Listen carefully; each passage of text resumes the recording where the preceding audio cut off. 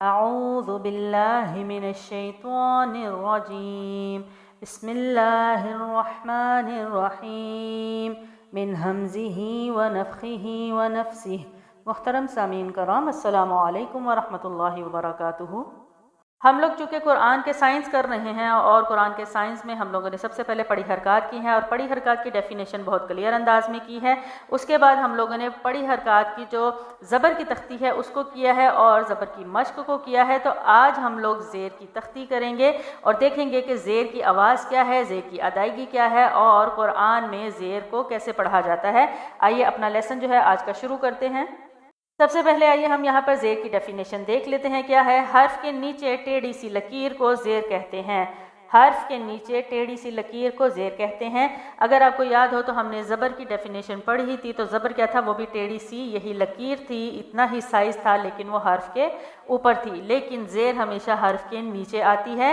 ادائیگی دیکھتے ہیں کیا ہے کہ آپ ہونٹوں کی اگر یہاں پر پکچر دیکھیں، تصویر دیکھیں، تو آپ کو اندازہ ہو کہ مضبوط لہجے پر ہونٹ کس قدر نیچے کی طرف کھولتے ہوئے آواز کو لمبا کر کے ادا نہیں کیا جاتا، ٹھیک ہے؟ یعنی اس آواز کو آپ نے لمبا نہیں کرنا اور آپ کے ہونٹوں کی سپیس اتنی ہی ہونی چاہیے اور آپ کے ہونٹوں کا جو زور ہے وہ نیچے کی جانب، یعنی نیچے والے ہونٹ پر زور لگتا ہے۔ تو کیا کریں گے؟ زیر کی آواز میں باریکی اور پستی ہوتی ہے، یعنی یہ آواز باریک بھی ہوتی ہے اور پست بھی ہوتی ہے۔ اس کے بعد کیا ہے؟ اس کی ادائیگی میں خیال رکھا جاتا ہے کہ حروف کو نہ تو لمبا کیا جائے، نہ ہی جھٹکا دیا جائے، نہ ہی کیا کیا جائے، ان کو موٹا پڑھا جائے۔ ہم لوگ یہ پڑی حرکات کی ڈیفینیشن میں بخوبی کلیئر کر چکے ہیں کہ پڑی حرکات کس طرح پڑھی جاتی ہے۔ اس کے بعد ہے کہ موٹے حروف کے نیچے جب زیر آ جائے تو اس کو مجہول نہیں پڑھا جاتا۔ مجہول کی ڈیفینیشن بھی ہم پڑی حرکات کی ڈیفینیشن میں بہت کلیئر انداز میں کر چکے ہیں۔ را کے نیچے زیر ہو تو را ہمیشہ باریک پڑھا جاتا ہے، جو میں بارہا پیچھے بھی بتا چکی ہوں۔ اس کے بعد ہے کہ جس الف کے نیچے زیر ہو، الف نہیں حمزہ پڑھا جاتا ہے، اور یہ بھی میں بہت بار بتا چکی ہوں کہ جب الف کے اوپر صرف زیر ہی نہیں کوئی بھی حرکت آ جائے تو اس کو حمزہ پڑھا جاتا ہے۔ تو اس کی تختی کیا ہوگی؟ آج ہم اس کی تختی پڑھتے ہیں۔ اب یہاں بھی آپ نے کیا کرنا ہے کہ حروف کو بالکل تسلی سے ادا کرنا ہے اور زیر کو نہ مجہول کرنا ہے، نہ لمبا کرنا ہے اور نہ جھٹکا دینا ہے۔ تو ادائیگی کیا ہے؟ با زیر بی، بی، با زیر بی۔ اب یہ آواز جو ہے وہ پستی کے ساتھ بھی ہے اور باریک بھی ہے۔ با زیر بی، اس کو آپ نے بی نہیں کرنا، یہ جھٹکا ہے، بی نہیں کرنا، یہ لمبا ہے، اور بے نہیں پڑھنا کیونکہ یہ مجہول ہے۔ تو صحیح معروف طریقہ، صحیح طریقہ کیا ہے؟ با زیر بی، تا زیر تی، فا زیر سی، جیم زیر جی، حا زیر حی، خا زیر خی، دال زیر دی، زال زیر دی، را زیر ری۔ یہاں پر میں نے را کو باریک پڑھا ہے کیونکہ را کے نیچے زیر ہے۔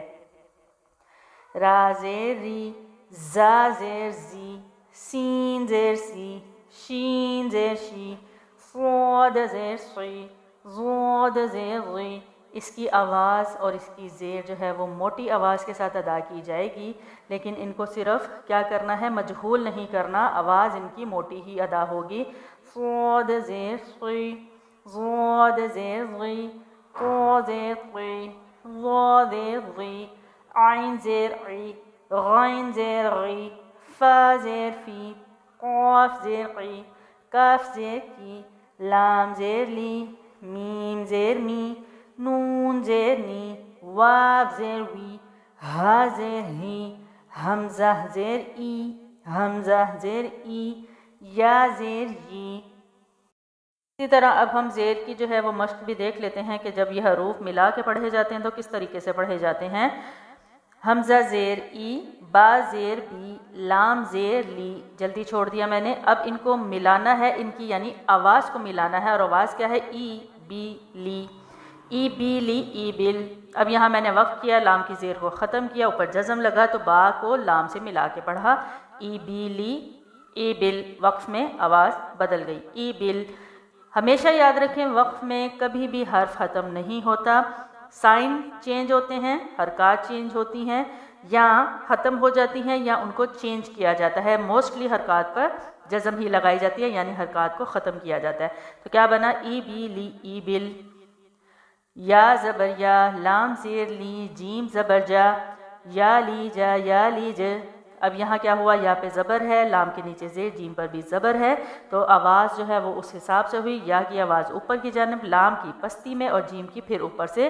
तो वक्फ भी मैंने किया और मैंने यहाँ जीम पर बाउंस किया, यानी इसको हिला के पढ़ा, क्योंकि जीम हरूफ कलकला में से है। तो क्या हुआ, यालीजा यालीज।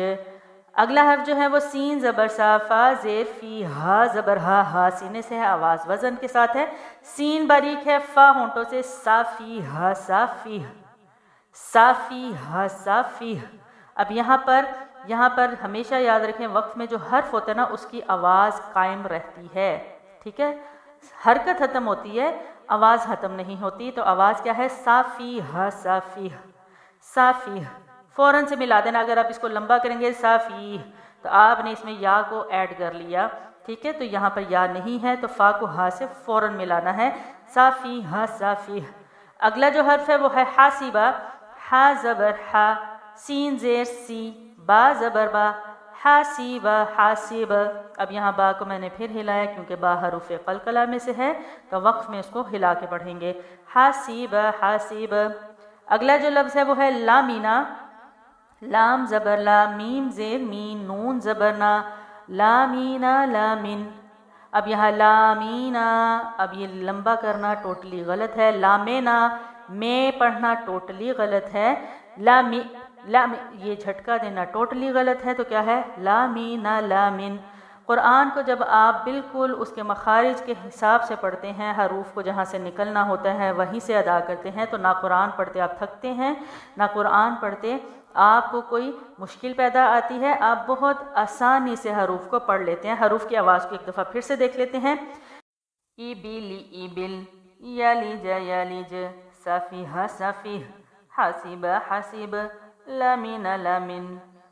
इसी के साथ हम अपनी आज की वीडियो को यहाँ पर एंड करते हैं। मेरी अगली वीडियो तक, मेरे नए सबक तक अपना बहुत सारा ख्याल रखें। अल्लाह रहमान से दुआ है कि हमें ऐसी ज़िंदगी, ऐसा वक्त नसीब फरमाए जो हम कुरान पर मेहनत करें, कुरान के लिए कोशिश करें। आमीन सुम्मा आमीन। अस्सलामु अलैकुम व रहमतुल्लाहि व बरकातुहू।